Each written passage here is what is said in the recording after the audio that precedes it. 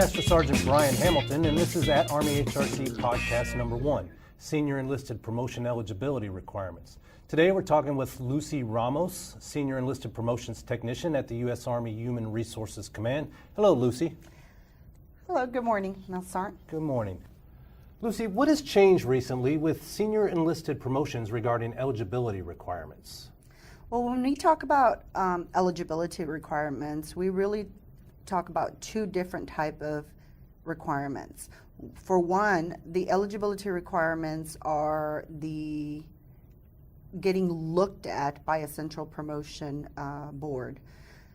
When you're talking about getting looked at, we send out a MILPER message, and that changes from year to year. So it's very important for soldiers to review that MILPER message. They can review it, with their peers, with their SAR majors, their S1s, just to make sure that they fully meet the qualifications. We see a lot of soldiers waiting to the last minute to try to complete the required SSD. They run into issues with the system, and then they miss the suspense dates. The MILPER message does state what the requirements are as far as, data rank, BASD, NCOES requirements. Then we talk about the eligibility requirements for promotion pin-on. Now, this pertains to soldiers that are selected by the promotion board. They have a sequence number. So the eligibility requirements for promotion pin-on are outlined in the regulation, but pretty much it states that a soldier must have the appropriate NCOES level in order to be considered fully eligible for promotion pin-on, regardless of the sequence number. Now, these requirements became effective with last year's SAR First Class list, 2016. Currently, it pertains to staff sergeants being promoted to SAR First Class and master sergeants being promoted to SAR Major. It is what the Army's STEP program is about, which STEP pertains to Select, Train, Educate, and Promote.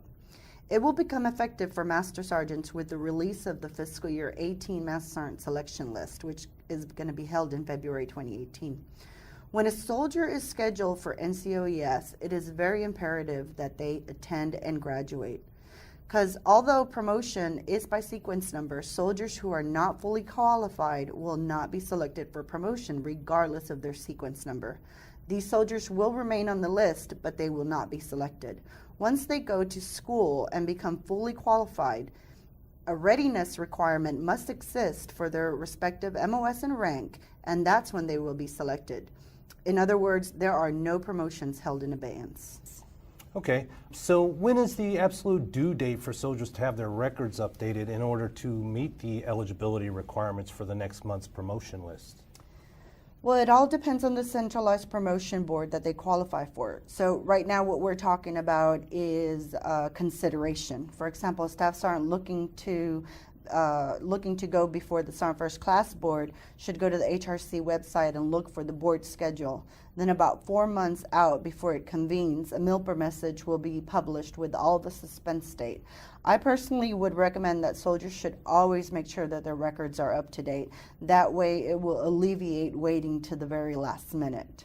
And for the soldiers that were considered and have a sequence number, it's very important. The regulation states that by the 8th day of the month, once they graduate the required NCOES, that they make sure that their records are updated. Their ERB, EDAS, ATARS, all of that needs to be updated to show graduated by the 8th of the month, or they will miss out on selection. Okay, so who does this policy apply to?